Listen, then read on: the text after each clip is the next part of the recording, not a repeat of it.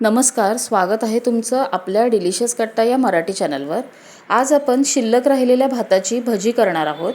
तर ही भजी अजिबात तेलकट होत नाहीत। वरून बघा खूप छान कुरकुरीत अशी तयार होतात आणि आतूनही छान हलकी होतात। तर अशी भजी तुम्हीही नक्की करून बघा। आपल्याकडे बऱ्याच वेळा भात शिल्लक राहतो, त्याचं काय करायचं असा प्रश्न पडतो। त्यावेळेस अशी भजी तुम्ही करू शकता, अगदी झटपट होतात। माझ्या रेसिपीज बघायला तुम्हाला जर आवडत असतील तर माझ्या व्हिडिओला एक लाईक नक्की करा। तर चला या भजी कशा करायच्या ते आता आपण बघूया। भजी करण्यासाठी इथे मी 1 कप होईल एवढा कालचा राहिलेला भात घेतलाय। त्याच्यामध्ये आता मी एक अर्धा कांदा बारीक चिरून घेतलाय, एक 2 ते 3 मिरच्या बारीक चिरल्यात। आता तिखट तुमच्या अंदाजाने घाला आणि कोथिंबीर घेतली, हे घालून घेऊया।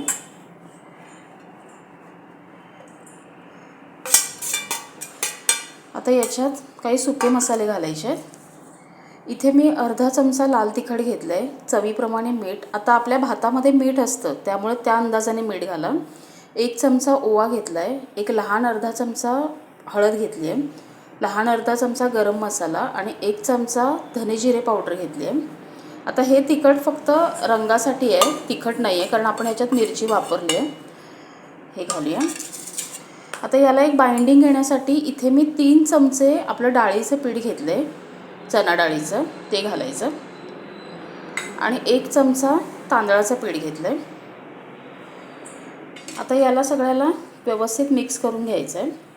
आता हे हाताने व्यवस्थित मळून मिक्स करूया। भात असा व्यवस्थित कुस्करायचा, त्याच्याबरोबर लागलं तर एखाद दुसरा चमचा पाणी घातलं तरी चालेल। हे बघा, आता मी हे व्यवस्थित असं मिक्स करून घेते। आता हे मी अगोदर पाणी न घालता असं भाताबरोबर मिक्स करून घेतलंय, मला थोडंसं घट्ट वाटतंय।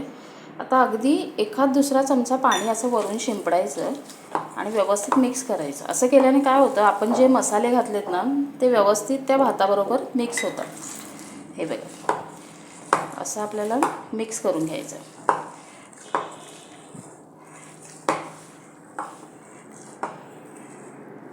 खूप पाणी नाही घालायचं, एखाद दुसरा चमचाच। आता हे आपलं, आता भजी आतून छान हलक्या होण्यासाठी याच्यामध्ये अगदी पाव चमचा खाण्याचा सोडा घालायचा आहे।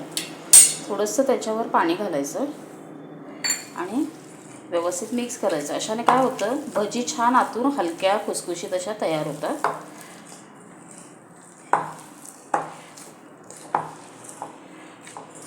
हे बघा, आता याची भजी करायला सुरुवात करूया। आता बाजूला तेल गरम करायला ठेवलं होतं, तेल गरम झालंय। खूपही जास्त गरम नाही करायचं, थोडं मध्यम असं गरम करायचं। आता याच्यामध्ये आपण केलेली भजी सोडून घेऊया लहान लहान। आणि भजी भाजताना देखील गॅस मीडियमच ठेवायचा, म्हणजे छान आतपर्यंत भाजली जातात। अशी छोटी छोटी भजी करायची। हे बघा, छान होतात, एकदम कुरकुरीत लागतात। तुम्ही संध्याकाळी चहाच्या वेळी जरी अशी भजी केलात तरी छान लागतात, नक्की करून बघा। अशी तेलात सुटत वगैरे नाही। आता ही आपण थोडी भाजून घेऊया। आता भजी तेलात थोडी कडक झाली की त्याला परतायचं आहे आपण। बघा किती छान दिसत आहेत